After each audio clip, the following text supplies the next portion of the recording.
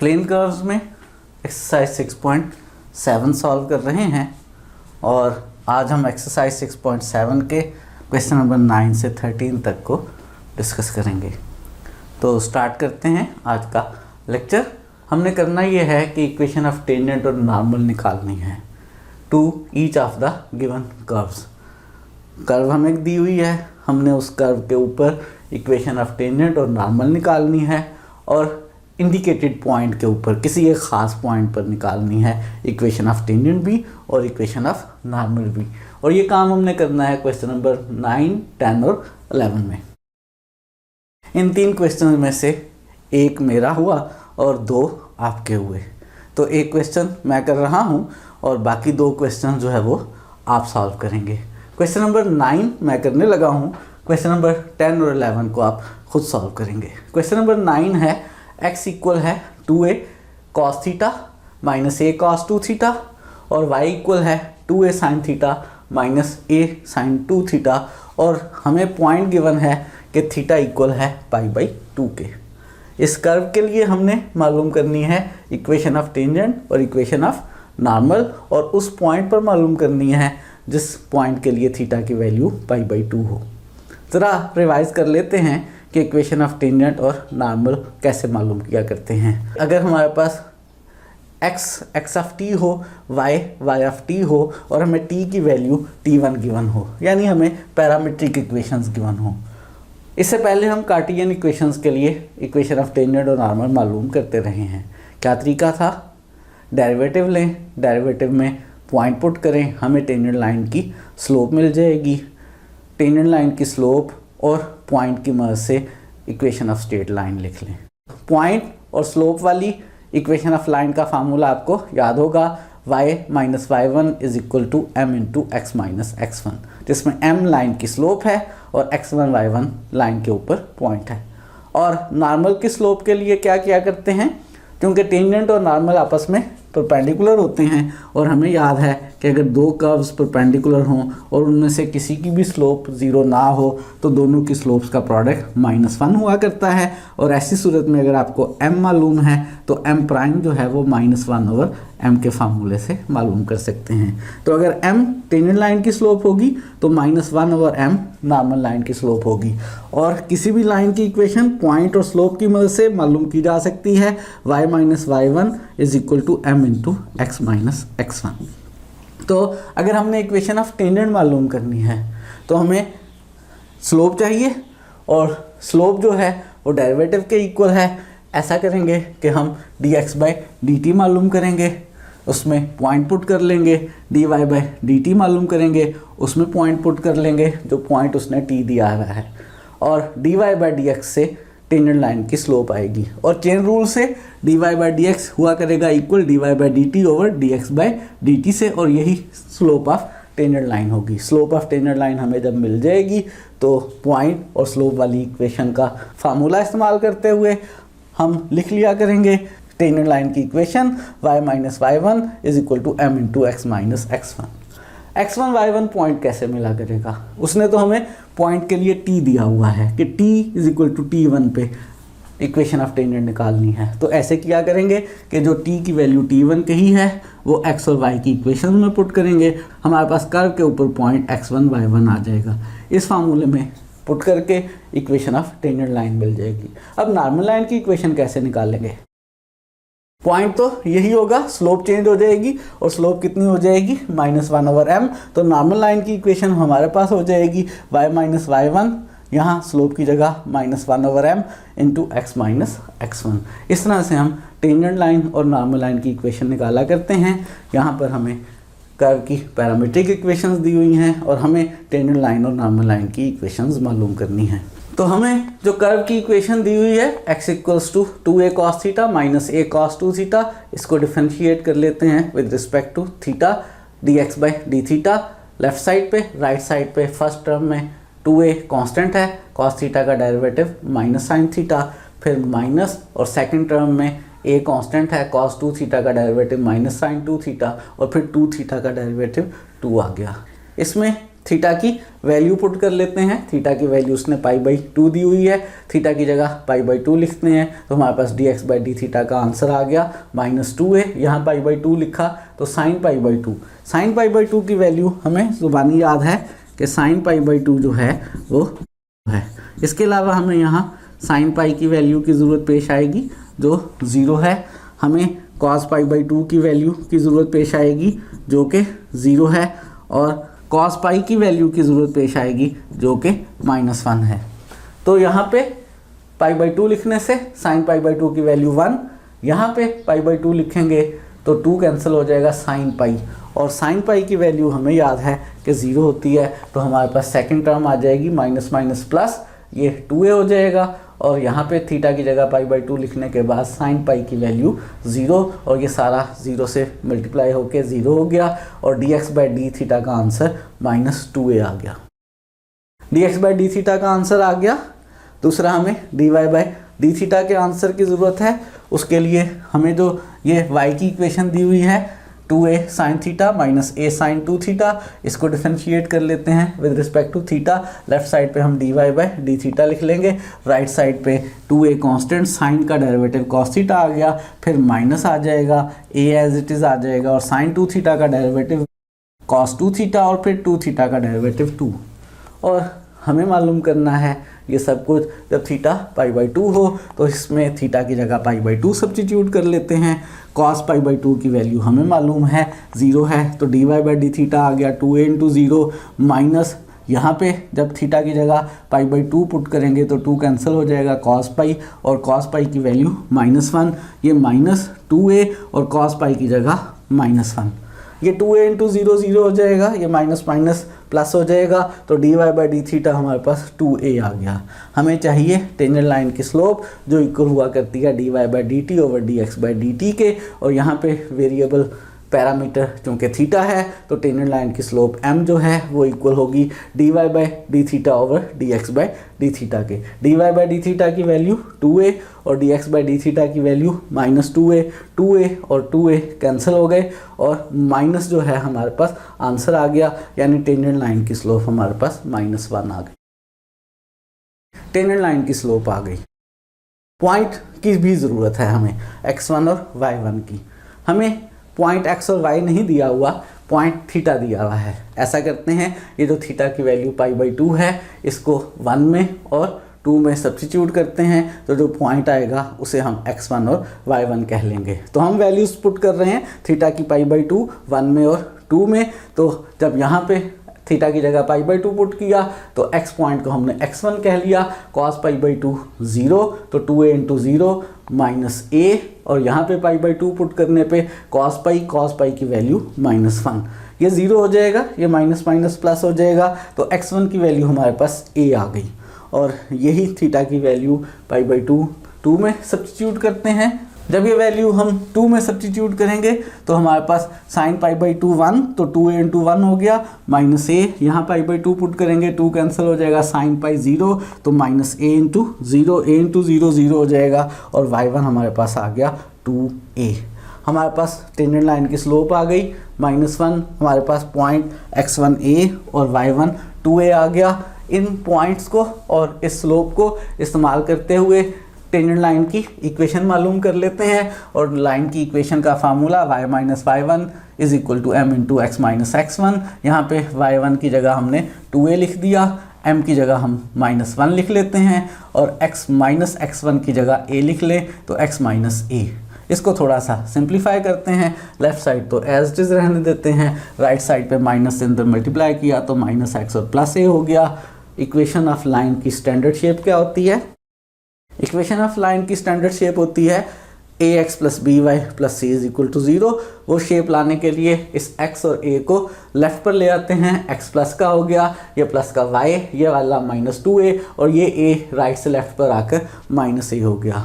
x + y तो as it is, ये -2a और -a ये दोनों ऐड हो जाएंगे, और माइनस का 3 हो गया। यही हमारे पास टेंजेंट लाइन की इक्वेशन आ गई। हमने टेंजेंट लाइन की इक्वेशन मालूम कर ली है, और हम मालूम करना चाहते हैं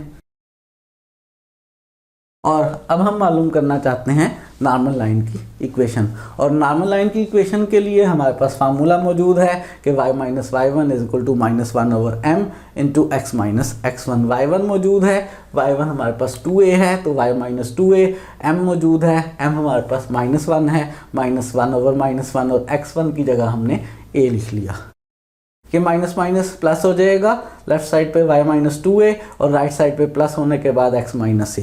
स्टैंडर्ड शेप लाने के लिए y और 2a को राइट साइड पर ले जाते हैं, लेफ्ट पे 0 रह जाएगा, राइट वाला x, लेफ्ट वाला y राइट पर जाकर -y हो गया, राइट वाला -a, लेफ्ट वाला -2a राइट पर आकर +2a हो गया। और x माइनस y और इन दोनों को प्लस माइनस करेंगे तो ये प्लस का a हो जाएगा, तो x minus y plus a equals to 0। यही हमारे पास नॉर्मल लाइन की इक्वेशन आ गई। हमें उसने एक कर्व दी हुई थी पैरामीट्रिक फॉर्म में, पैरामीटर थीटा था, थीटा की एक वैल्यू दी हुई थी और उसने हमसे टेंजेंट लाइन और नॉर्मल लाइन की इक्वेशन पूछी थी जो कि हमने ड्राइव कर ली। क्वेश्चन एक मैंने करवा दिया, 2 क्वेश्चन आपके हो गए, उन्हें आप खुद करेंगे। ये थे एक्सरसाइज के क्वेश्चन नंबर 9 से 11 तक और अब हम करने लगे हैं क्वेश्चन नंबर 12। क्वेश्चन नंबर 12 में कह ये रहा है कि शो करें कि normal at any point of the curve, curve के किसी भी पॉइंट पर जब आप नॉर्मल बनाएं। कर्व कौन सी है? कर्व की इक्वेशंस पैरामीट्रिक हैं, ये उसने दी हुई है और साबित क्या करना है कि is at a constant distant from the origin. इस कर्व के ऊपर आपने नॉर्मल लाइन बनानी है, उस नॉर्मल लाइन का ओरिजिन से डिस्टेंस कैलकुलेट करना है और प्रूव ये करना है कि वो डिस्टेंस हमेशा कांस्टेंट है। यानी आप कर्व के ऊपर जो सा मर्जी पॉइंट लेते चले जाएं, जब भी आप उस पॉइंट के ऊपर नॉर्मल लाइन ड्रा करेंगे और उस नॉर्मल लाइन का ओरिजिन से डिस्टेंस कैलकुलेट करेंगे तो वो डिस्टेंस हमेशा हमारे पास क्या आएगा? वो एक कांस्टेंट डिस्टेंस आएगा। तो कैलकुलेशंस करते हैं। नॉर्मल लाइन की इक्वेशन हमें मालूम करना आती है, टेंजेंट लाइन की इक्वेशन भी मालूम करना आती है। फिलहाल हम नॉर्मल लाइन की इक्वेशन मालूम करेंगे और फिर उसका ओरिजिन से डिस्टेंस कैलकुलेट करेंगे। एक ओरिजिन पॉइंट है और एक नॉर्मल लाइन है। हमने एक पॉइंट का लाइन से डिस्टेंस भी कैलकुलेट करना है। याद कर लेते हैं कि पॉइंट का अगर आपने लाइन से डिस्टेंस कैलकुलेट करना हो तो क्या फार्मूला हुआ करता है? अगर पॉइंट x1 y1 हो और line ax plus b y plus c is equal to 0 हो और हमें इस पॉइंट से लाइन तक का डिस्टेंस कैलकुलेट करना हो तो फार्मूला होता है कि लाइन की इक्वेशन में ये वाला पॉइंट पुट करें, इसका मॉडुलस लें और डिनोमिनेटर में x का जो कोफिशिएंट है लाइन की इक्वेशन में उसका स्क्वायर प्लस y के कोफिशिएंट का स्क्वायर और उसका स्क्वायर रूट। ये डिस्टेंस फार्मूला है पॉइंट और लाइन के दरमियान। जब हम नॉर्मल लाइन की इक्वेशन मालूम कर लेंगे तो इसकी मदद से डिस्टेंस कैलकुलेट करेंगे और वो डिस्टेंस कितना आना चाहिए? वो डिस्टेंस कांस्टेंट आना चाहिए। यानी थीटा के चेंज करने से, कर्व के ऊपर पॉइंट के चेंज करने से उस डिस्टेंस को चेंज नहीं होना चाहिए। तो ऐसा करते हैं कि हम नॉर्मल लाइन की इक्वेशन मालूम करते हैं। नॉर्मल लाइन की इक्वेशन किस पॉइंट पर मालूम करनी है उसने किसी पॉइंट को स्पेसिफाई नहीं किया है, तो हम इसी पॉइंट को अपना x1 और y1 अज्यूम करते हुए इस पॉइंट के ऊपर नॉर्मल लाइन की इक्वेशन मालूम करेंगे। ये पॉइंट जो उसने कर्व की पैरामीट्रिक इक्वेशन में दिया हुआ है, ये कर्व का जनरल पॉइंट हो गया। हमें इस जनरल पॉइंट पे नॉर्मल लाइन निकालनी है। नॉर्मल लाइन निकालने के लिए हम मालूम करेंगे इसका derivative with respect to theta, dx by d theta, dy by d theta. Theta की जगह इस दफ़ा कोई नंबर नहीं पुट करेंगे, थीटा ही रहने देंगे। और dy by d theta over dx by d theta से टेंजेंट लाइन की स्लोप आ जाएगी, उसका रेसिप्रोकल और नेगेटिव करेंगे तो हमारे पास नॉर्मल लाइन की स्लोप आ जाएगी और इस फार्मूले से नॉर्मल लाइन की इक्वेशन मालूम कर लेंगे और फिर उस लाइन का ओरिजिन से डिस्टेंस कैलकुलेट करेंगे। ये जो हमें कर्व की इक्वेशन दी हुई है x equals to a cos theta plus a theta sine theta, इसको डिफरेंशिएट करते हैं with respect to theta. Left side पे dx by d theta, right side पे फर्स्ट टर्म में a कांस्टेंट है, cos थीटा का डेरिवेटिव माइनस साइन थीटा, फिर plus और थीटा इंटू साइन थीटा पे हम इस्तेमाल करेंगे प्रोडक्ट रूल।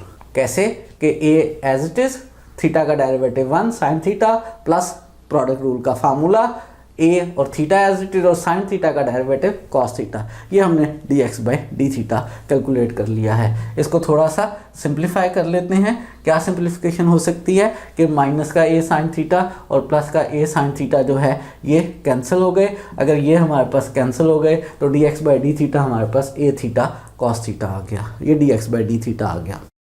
इसी तरह से ये जो हमारे पास y गिवन है कि y इक्वल है a sign theta minus A theta cos theta के, इसको भी डिफ्रेंशिएट कर लेते हैं विद रिस्पेक्ट टू थीटा।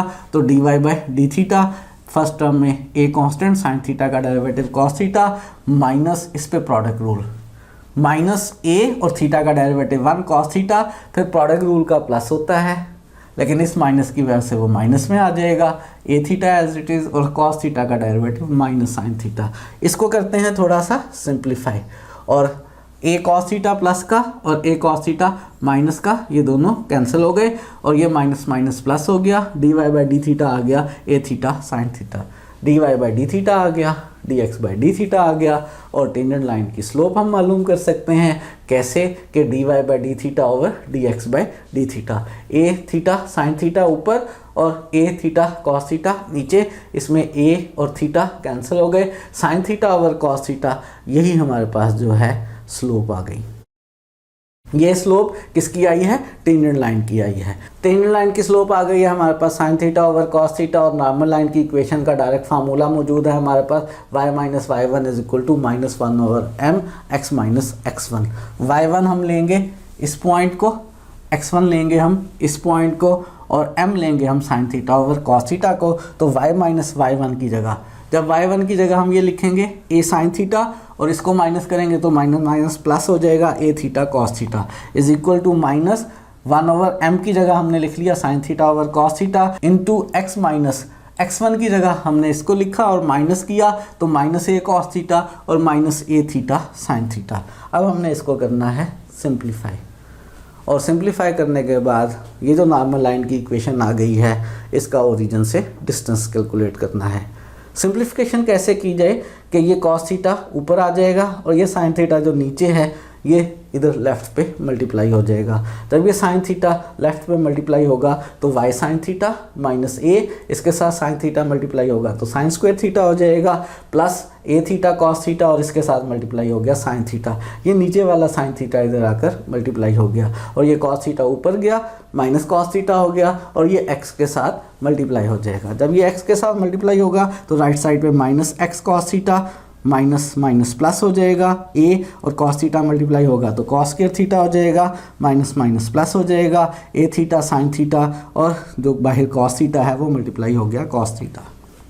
इसको करना है अब हमने सिंप्लीफाई। हमारे पास ये जो इक्वेशन आ गई है नॉर्मल लाइन की, इसको हमने सिंप्लीफाई करना है। एक सिंप्लीफिकेशन ये हो सकती है कि a theta cos theta sine theta left पे और राइट पर सेम है, प्लस का कैंसिल हो जाएगा। लेफ्ट पे हमारे पास रह जाएगा y sine theta minus a sine square theta और राइट पे रह जाएगा minus x cos theta plus a cos square theta. Standard shape बनाना चाहते हैं उसके लिए माइनस एक्स कॉस थीटा को लेफ्ट पर ले आते हैं और ए कॉस स्क्वायर थीटा को लेफ्ट पर ले आते हैं। तो लेफ्ट पे हमारे पास सबसे पहले एक्स कॉस थीटा आ गया, फिर प्लस वाई साइन थीटा आ गया, minus a sine square theta और ये लेफ्ट पर आकर minus a cos square theta बन गया।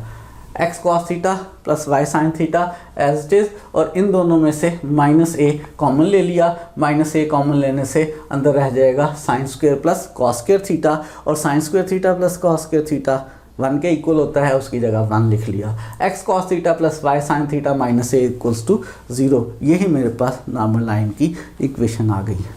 अब मुझे मालूम करना है इसका ओरिजिन से डिस्टेंस, और डिस्टेंस फार्मूला आपको याद है। इस डिस्टेंस फार्मूले में अब हम ओरिजिन पुट करेंगे, ओरिजिन 0 0, एक्स और वाई की जगह यहाँ 0 0 पुट कर लेंगे तो ऊपर यहाँ पे 0 एक्स की जगह लिखने से 0 हो गया, वाई की जगह 0 लिखने से 0 हो गया, माइनस ए का मॉडुलस, और नीचे लेना है एक्स के कोफिशिएंट का स्क्वायर, एक्स का कोफिशिएंट कॉस थीटा है उसका square cos square theta plus y के कोफिशिएंट का स्क्वायर साइन स्क्वायर थीटा, और cos square theta plus sine square theta किसके इक्वल है? Cos square theta plus sine square theta चूँकि 1 के इक्वल है और माइनस ए का मॉडुलस ए हो गया, तो डी का आंसर हमारे पास ए ओवर 1 यानी ए आ गया। ये हमने ओरिजिन से नॉर्मल लाइन का डिस्टेंस कैलकुलेट कर लिया। और ये डिस्टेंस a आया है, इसमें थीटा इन्वॉल्व नहीं है। कर्व के जो पॉइंट्स x और y हैं वो थीटा के बदलने से तब्दील हो जाते हैं और उनके ऊपर फिर नॉर्मल लाइन भी तब्दील हो जाती है। और लगता ये है हर दफ़ा नॉर्मल लाइन का ओरिजिन से डिस्टेंस डिफरेंट आएगा, थीटा पे डिपेंड करेगा, लेकिन आंसर में कहीं भी थीटा नहीं आया है। और थीटा ना आने का मतलब है कि थीटा की वैल्यू जो मर्ज़ी लूँ, कर्व का जो सा मर्ज़ी पॉइंट लूँ, जब भी मैं उस पर नॉर्मल लाइन मालूम करूँगा और उस नॉर्मल लाइन का ओरिजिन से डिस्टेंस कैलकुलेट करूँगा तो वो डिस्टेंस हमेशा हमारे पास कांस्टेंट आएगा। यही हम इस क्वेश्चन में प्रूफ करना चाहते थे।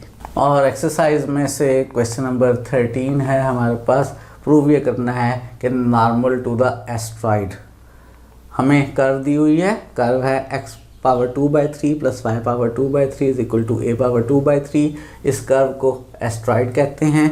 इसके ऊपर नॉर्मल लाइन निकालनी है और normal line can be written in the form, normal line का ये आंसर आना चाहिए जहाँ पे t पैरामीटर है। कर्व हमें कार्टियन दी हुई है, नॉर्मल लाइन की इक्वेशन निकालनी है और ये आंसर लाना चाहते हैं। क्या किया जाए? कर्व की पैरामीट्रिक इक्वेशन में अभी हमने नॉर्मल लाइन निकाल ली है, उसमें पैरामीटर इन्वॉल्व था नॉर्मल लाइन में। यहाँ पे कर्व की कार्टियन इक्वेशन दी हुई है, लेकिन पैरामीटर t लेते हुए नॉर्मल लाइन की इक्वेशन का ये आंसर लाना है। पैरामीट्रिक इक्वेशंस नहीं दी हुई, पैरामीट्रिक इक्वेशन सबसे पहले हमें बनाना पड़ेंगी। एक कर्व की पैरामीट्रिक इक्वेशंस एक से ज़्यादा हो सकती हैं। मिसाल के तौर पर हमारे पास x² plus y² is equal to a², ये सर्कल है। इसकी पैरामीट्रिक इक्वेशन में मैं x को a cos थीटा और y को a sin थीटा ले सकता हूँ। ये x और y इस इक्वेशन को सेटिस्फाई करेंगे। ये इसकी एक पैरामीट्रिक इक्वेशंस हैं। लेकिन इसी कर्व की इक्वेशन में, सर्कल में, मैं x को a sin थीटा और y को a cos थीटा भी ले सकता हूँ। ये भी इस कर्व की पैरामीट्रिक इक्वेशंस हैं। अगर मैं ये पैरामीट्रिक इक्वेशंस लेकर नॉर्मल लाइन की इक्वेशन निकालूं तो आंसर कुछ और आ सकता है, और ये पैरामीट्रिक इक्वेशंस लेकर इसको as a general point consider करते हुए नॉर्मल लाइन की इक्वेशन निकालूं तो आंसर पिछले आंसर से डिफरेंट आ सकता है। यहाँ पे हमें एक स्पेसिफिक आंसर मालूम करना है।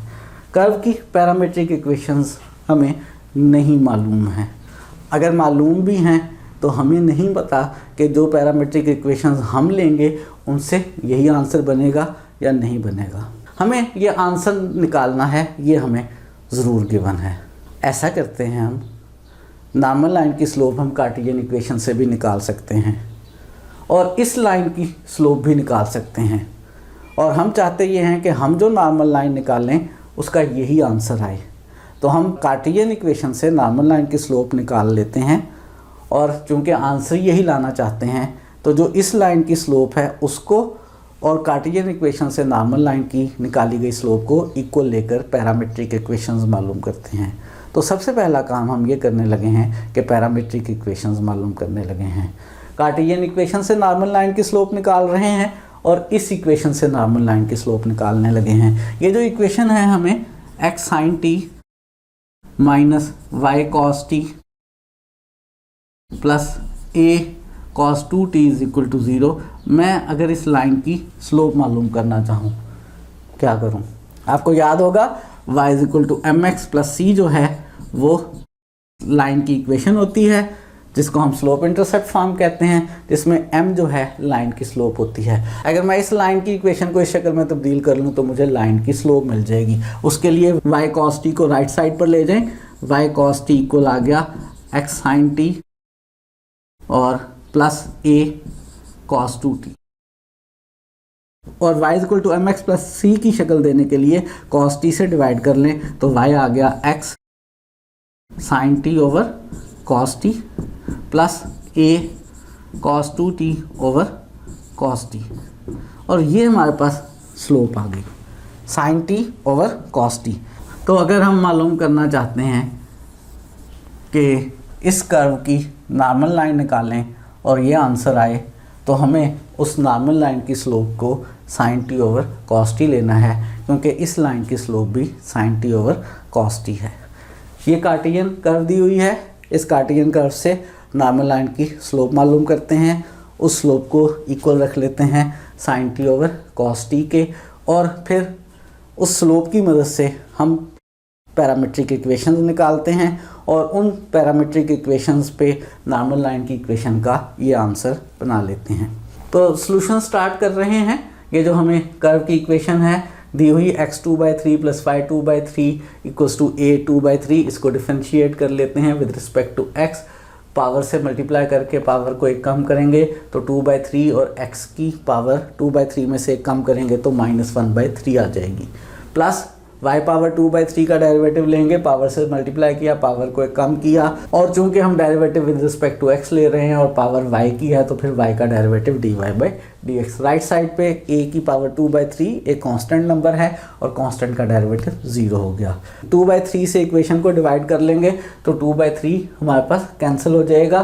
2/3 कैंसिल होने के बाद x -1/3 को राइट पर ले आते हैं, x -1/3 राइट पर आकर माइनस का हो गया, y -1/3 से डिवाइड कर लेते हैं, dy/dx आ गया -x -1/3 ओवर y -1/3। और इसमें पावर्स के साइन को पॉजिटिव बनाने के लिए नीचे ऊपर कर लें तो हमारे पास dy/dx आ गया -y1/3 ओवर x1/3।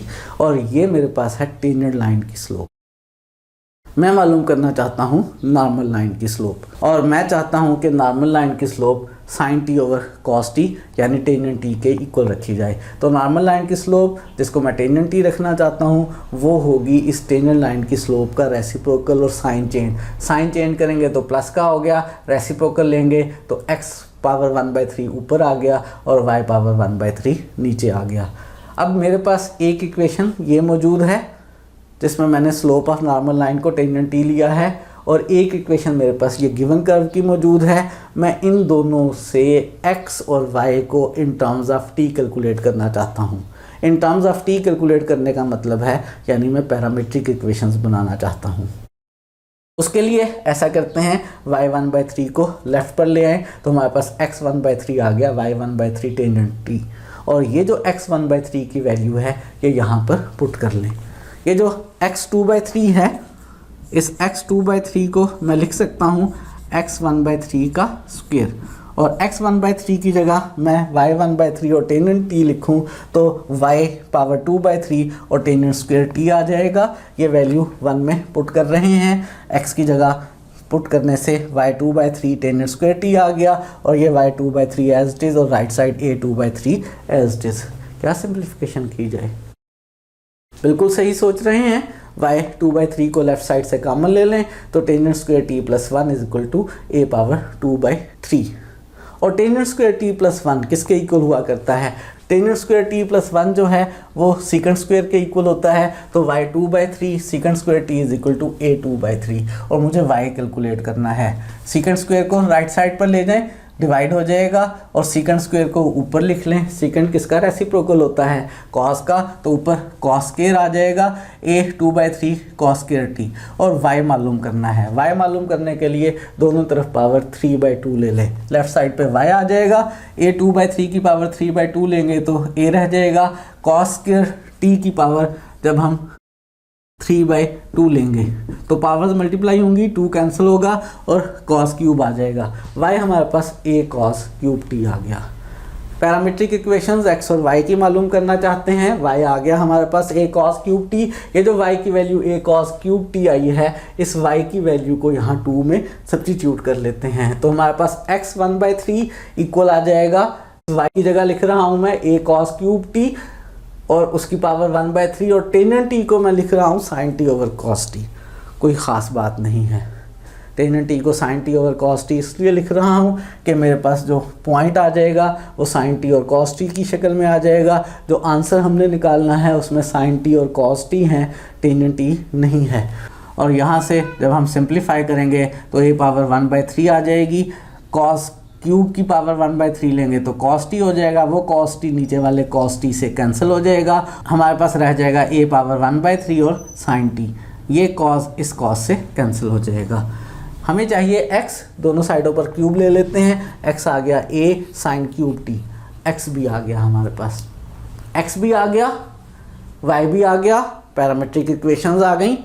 हम मालूम करना चाहते हैं नॉर्मल लाइन की इक्वेशन, यही जनरल पॉइंट है हमारे पास। अब हम इस पॉइंट को x1 और y1 कह लेते हैं और नॉर्मल लाइन की इक्वेशन हुआ करती है y minus y1 is equal to m into x minus x1। इस पॉइंट को हम x1 और इस पॉइंट को हम y1 कह रहे हैं। तो यहाँ पे वैल्यू सब्स्टिट्यूट कर लेते हैं। y माइनस y1 की जगह a cos cube t is equal to m की जगह sin t over cos t, tangent t हमने स्लोप को कहा था, sin t over cos t इसलिए लिख रहे हैं क्योंकि आंसर हमें sin t और cos t में निकालना है। x माइनस x1 की जगह a sin cube t, cos t से लेफ्ट पे मल्टीप्लाई कर लेते हैं, y cos t minus cos t से मल्टीप्लाई करने पे ये a cos 4t हो गया, sin t से अंदर मल्टीप्लाई कर लें, x sin t minus a sin 4t, ये आंसर निकालना है।